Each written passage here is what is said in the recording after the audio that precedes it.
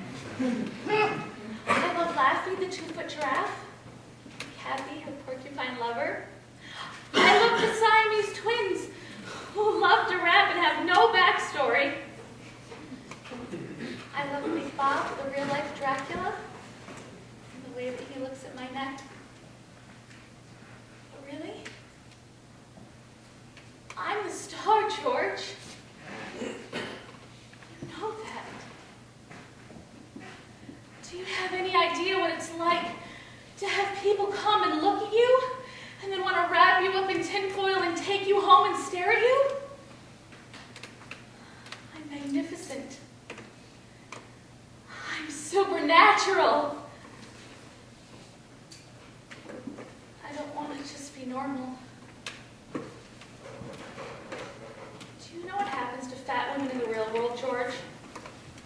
I'm not fucking doing that. I'd rather make out with a million bees. Here, I'm a novelty.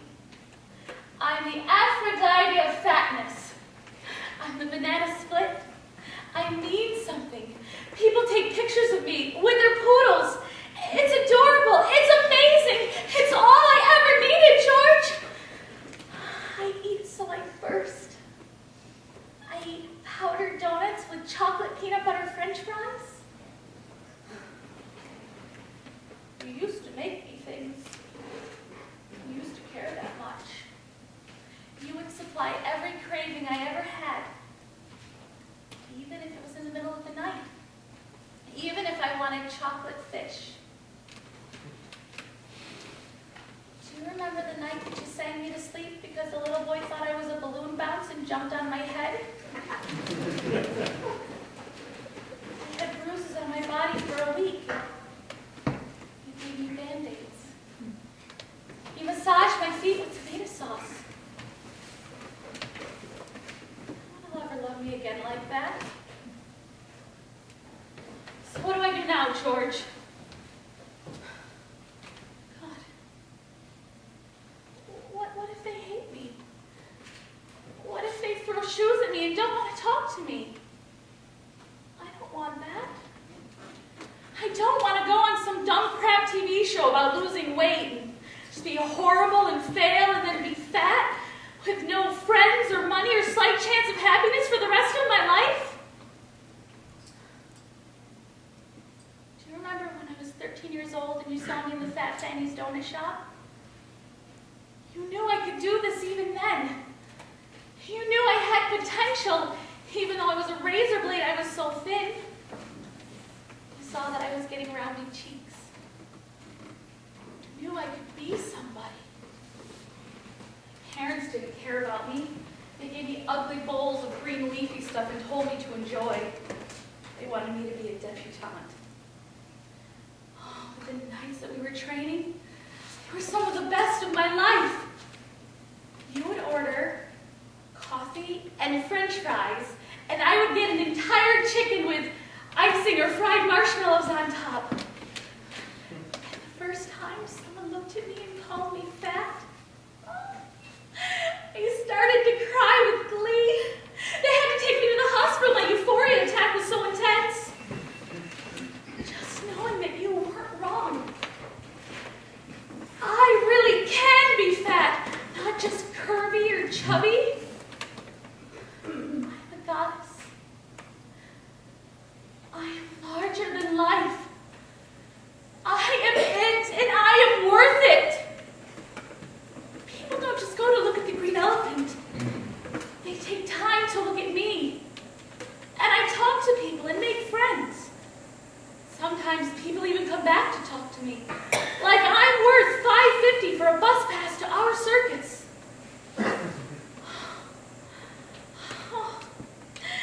And when you started to call me Fattina, oh, I love that name. The way it sounds in the air, the way it feels in my mouth. It's like butter. It oozes.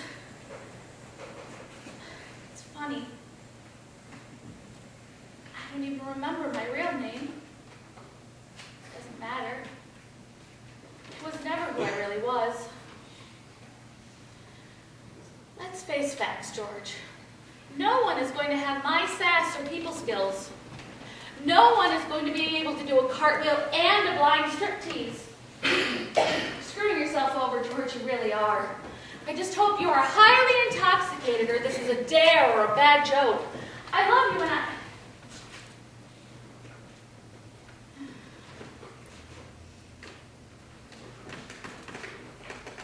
I love you. I always have.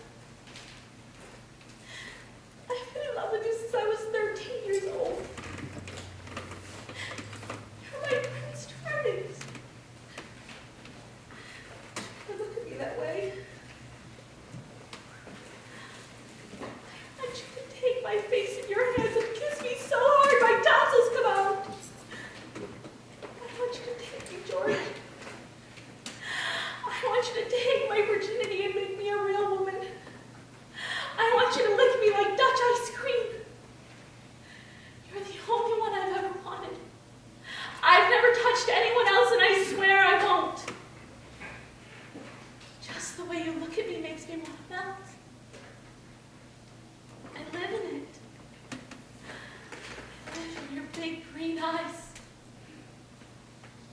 magenta specks that only appear on Tuesdays.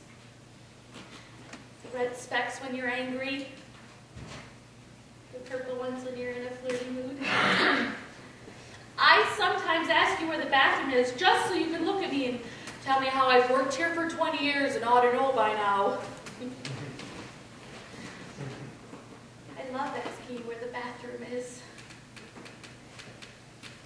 Do you remember that hot, hot night in July when my blind stripping act made $10 whole and you told me that I was the best, even better than the Siamese tightrope workers? We went to the dairy freeze, and I had so much ice cream that the employee gave me a whole tub of strawberry pistachio. And we laughed because I had it all over my mouth and gloves. And then you felt me up behind the dairy freeze. It was the single best moment of my entire life. I never wanted it to end. God, George, how do you fire someone you felt it behind a dairy freeze? Fine. Take a stake, shove it through my heart, kill me like a vampire, treat me like I'm nothing. Pretend you don't want to go shopping with me for an extra large bathing top. Pretend you don't want to meet my second cousin and have tea with her.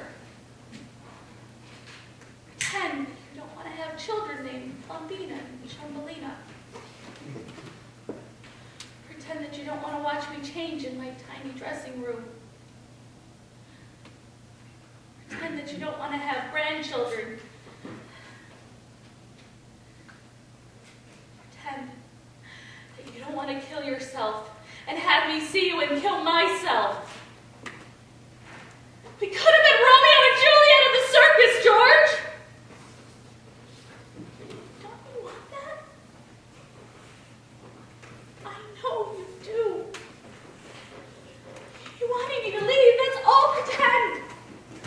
I know you better than I know marzipan-flavored potato chips.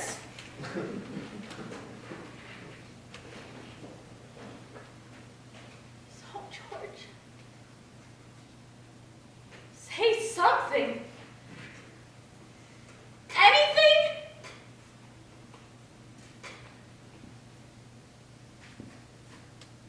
Nothing?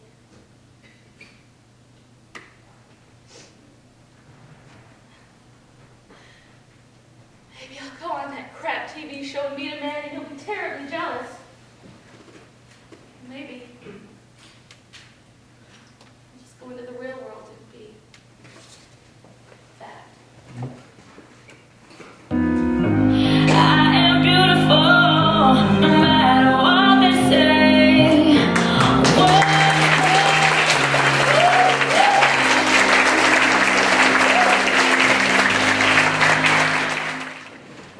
My friends always say how well-rounded I am. They'll say, Fanny, you're so well-rounded.